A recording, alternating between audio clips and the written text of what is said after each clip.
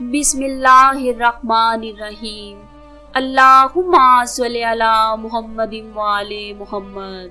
मोहसना इस्लाम मलिकातुल अर्ब हजरत हतीजातुल कुबरा सलामुल्लाह अलैहा कायनात में वो पहली खातून है जिन्हें कुरान मजीद की रूह से सबसे पहले उम्मुल मोमिनीन होने का शर्फ हासिल हुआ। इसके अलावा जाती तौर पर कुरान मजीद में आपके इसार और कुर्बानी का तज़किरा है। यहाँ ये वजाहत बयान करना जरूरी है कि हजरत हतीजा को सलामुल्लाह अलैहा इसलिए कहा जाता है कि अल्लाह की तरफ से आपको सलाम किया गया है। जैसा कि सही बुखारी में रवायत है कि एक मर्तबा जिब्राइल ने हजरत मोहम्मद सल्लल्लाहु अलैहि वसल्लम से अर्ज की कि या रसूल अल्लाह, अल्लाह फरमाता है कि हतीजा आपकी खिदमत में बर्तन में कुछ ला रही हैं जिनमें खाने पीने का सामान है। जब वो आपके पास पहुँचे तो आप उनको मेरा सलाम पहुँचा दीजिए। पैगम्बर इस्लाम हजरत मोहम्मद मुस्तफा सल्लल्लाहु अलैहि वसल्लम से शादी से पहले हजरत हतीजा बहुत बड़े कारोबार की मालिका थी। आपके अजीमुशान कारवाने तिजारत में 80,000 ऊंट शामिल थे जिनके जरिए शाम, यमन और मिस्र वगैरह की तरफ आपका सामान तिजारत मुसलसल जाता रहता था। शादी के बाद आपने सारा माल और सारी दौलत नबी करीम सल्लल्लाहु अलैहि वसल्लम के कदमों में डाल दी ताकि इस्लाम की तरवीज और इशाअत में काम आ सके।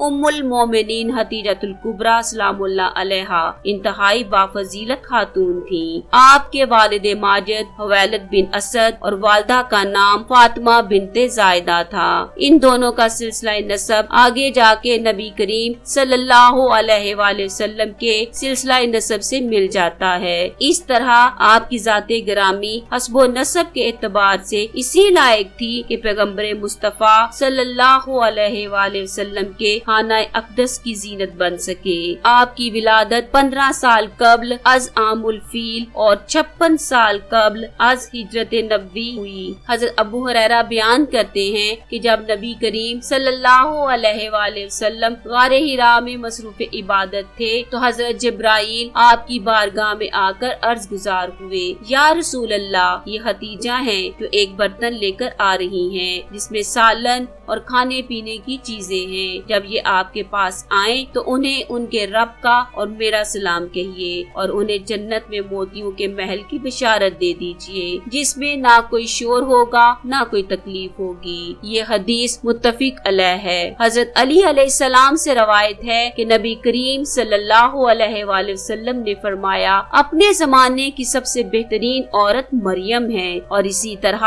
अपने जमाने की सबसे बेहतरीन औरत हजरत हदीजा है। इसी तरह हजरत अब्दुल्ला बिन अब्बास फरमाते हैं कि एक दफा नबी करीम ने जमीन पर 4 हतूत खींचे और दरियाफ्त फरमाया कि तुम जानते हो कि ये क्या है? सहाबाए किराम ने अर्ज किया कि अल्लाह और उसका रसूल ही बेहतर जानते हैं। आपने फरमाया कि ये जन्नत की बेहतरीन औरतें हैं जिनमें हजरत खदीजा बिनते हवैलद, हजरत फातिमा बिनते मोहम्मद, आसिया बिनते मुज़ाहम, जोजा फिरौन और हजरत मरियम बिनते इमरान हैं। जब रसूल अल्लाह पर अल्लाह की तरफ से वही नाजिल की गई तो हजरत खदीजा ने वाक़ई वही सुनने के बाद आपको तसल्ली दी और आपकी वही की तस्दीक की। अज़ाबाद जब आपने ऐलान नबूवत फरमाया उस वक्त भी सबसे पहले आप ही ने नबी करीम की नबूवत की तस्दीक की। हज़रत खदीजा ने सिर्फ नबूवत की तस्दीक ही नहीं की बल्कि आगाज इस्लाम में मोहम्मद सल्लल्लाहु अलैहि वसल्लम की सबसे बड़ी मुआइन व मददगार साबित हुई। मोहम्मद सल्लल्लाहु अलैहि वसल्लम को जो चंद साल तक कुफारे मक्का अजियत देते हुए हिचकिचाते थे, इसमें बड़ी हद तक हजरत खदीजा का असर काम कर रहा था। हजूर का हजरत खदीजा के साथ मोहब्बत का ये आलम था कि उनकी जिंदगी के दौरान आपने दूसरा निकाह नहीं फरमाया था। हजूर हजरत खदीजा के बारे में फरमाते हैं कि खदीजा से बेहतर मुझे कोई बीवी नहीं मिली क्योंकि उन्होंने ईमान लाकर उस वक्त मेरा साथ दिया जब कुफार ने मुझ पर जुल्म सितम की हद कर रखी थी। उन्होंने उस वक्त मेरी माली मदद محنت کی جب دوسروں نے مجھے اس سے محروم کر رکھا تھا۔ اس کے علاوہ ان سے مجھے اللہ پاک نے اولاد کی نعمت سے سرفراز فرمایا۔ ام المومنین طاہرہ کی عظمت و فضیلت کا اندازہ اس بات سے ہو سکتا ہے کہ محمد صلی اللہ علیہ وآلہ وسلم نے جب فرض نبوت ادا کرنا چاہا تو فضائے عالم سے ایک آواز بھی آپ کی تائید میں نہ اٹھی۔ کوہ ہرا،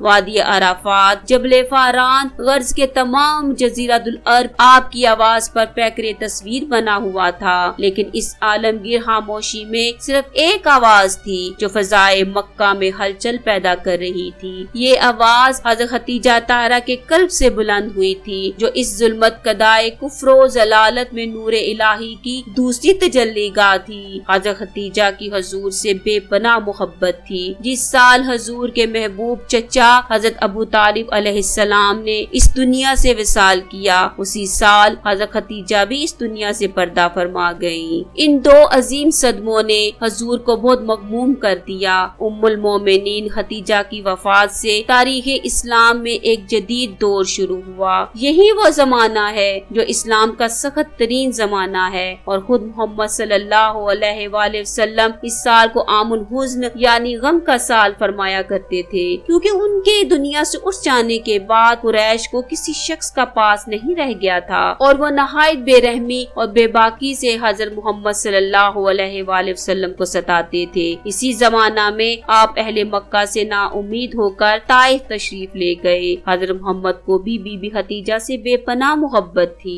آپ نے ان کی زندگی تک دوسری شادی نہیں کی اور 25 سال مشترکہ زندگی گزاری۔ ان کی وفات کے بعد آپ کا معمول تھا کہ جب گھر میں کوئی جانور ذبح ہوتا، آپ ڈھونڈ ڈھونڈ کر ان کی سہیلیوں کے پاس گوشت بھجواتے تھے۔ حضرت عائشہ رضی اللہ تعالی عنہ کہتی ہیں کہ گو میں نے خدیجہ کو نہیں دیکھا، لیکن مجھ کو جس قدر ان پر رشک آتا تھا کسی اور پر نہیں آتا تھا، جس کی وجہ یہ تھی کہ حضرت محمد صلی اللہ علیہ وآلہ وسلم ہمیشہ ان کا ذکر کیا کرتے تھے اور فرمایا کرتے تھے کہ مجھے خدیجہ کی محبت خدا نے دی ہے۔ ازواج مطہرات میں حضرت خدیجہ کو بعض منفرد خصوصیات حاصل ہیں۔ وہ حضرت محمد صلی اللہ علیہ وآلہ وسلم کی پہلی بیوی ہیں۔ وہ جب عقد نکاح میں آئیں تو ان کی عمر 40 برس کے قریب تھی، لیکن آپ نے ان کی زندگی میں دوسری شادی نہیں کی۔ سب سے لمبی ازدواجی زندگی آپ کے ساتھ گزاری، جو ربع صدی یعنی 25 سال آپ کی اکلوتی شریک حیات رہی۔ نبی اکرم کے شباب کا زمانہ انہی کے ساتھ گزرا، یعنی 50 سال کی عمر مبارک تک صرف ان کے ساتھ رہے۔